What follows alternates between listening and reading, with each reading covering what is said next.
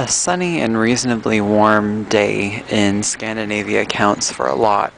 And today I think it's 11 degrees Celsius or 52 Fahrenheit. And just look how many people are out. This park and the palace that is over to your left is a really popular meeting spot whenever the sun is out, no matter what the temperature is, really. And I've had lots of good meetings myself here years ago.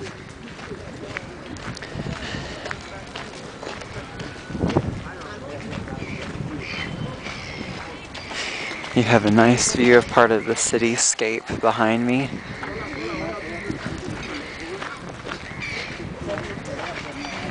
A very formal rose garden area there.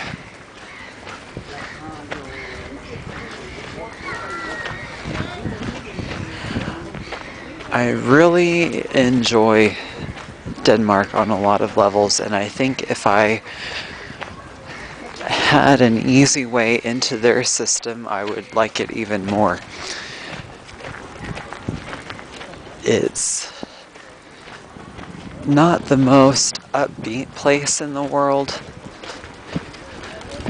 especially if you're thinking of it from like a Latin temperament of spirit of life and so on.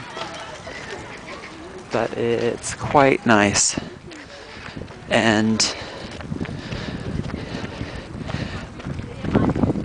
it's a pretty discreet place, I guess you could say.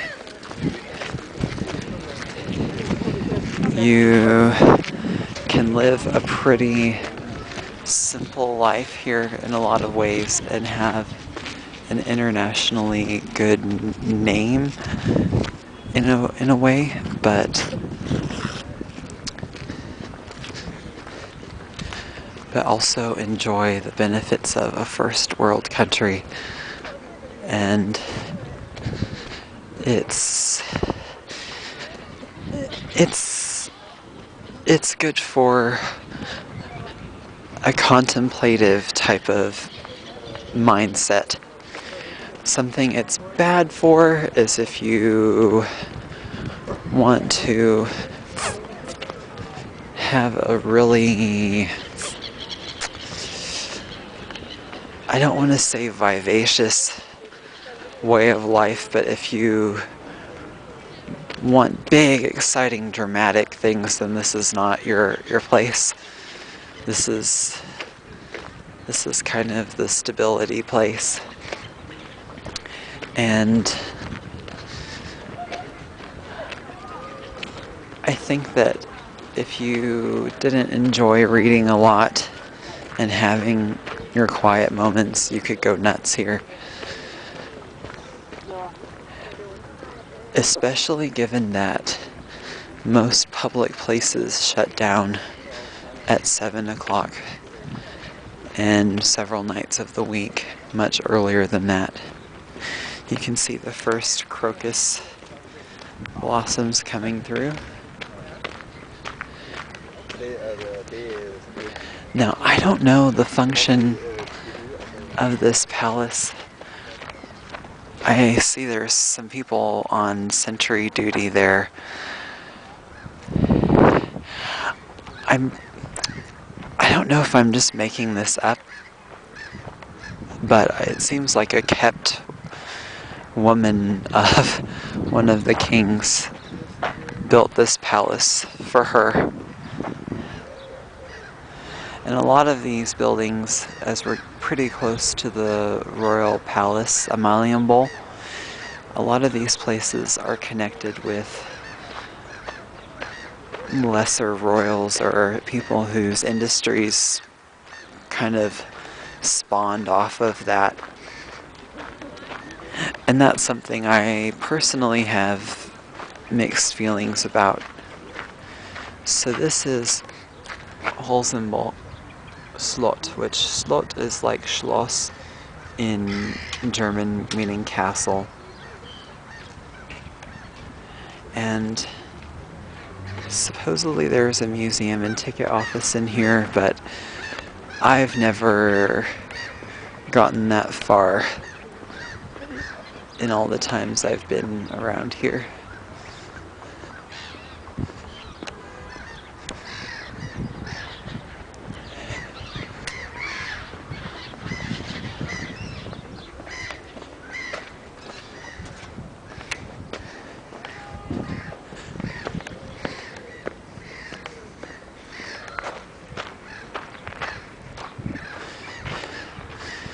And this maybe gives you a better view of what was where we just walked through. I don't know what this building is behind with the big Danish flag, but I think it's not Parliament.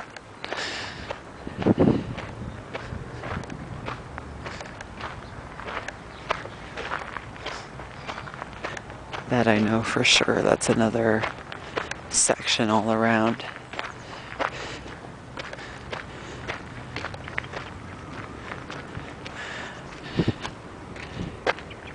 I don't see how moats in Scandinavia would have posed much of a threat to some kind of invader, given that the landscape is so flat, but I guess you had to try something in those days.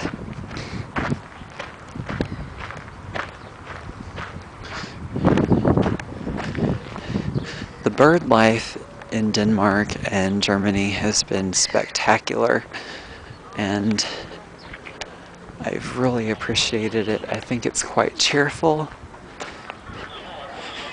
and I don't really see anything else of note here. This palace is just a basic brick, and I think the nicest one Denmark has to offer, and perhaps the best I visited myself, was Hillerød, which is about an hour north of the city. I may or may not visit there while I'm here. It would be more for your sake than mine. Anyway, thank you for watching, and let me know what kind of content you might be looking for.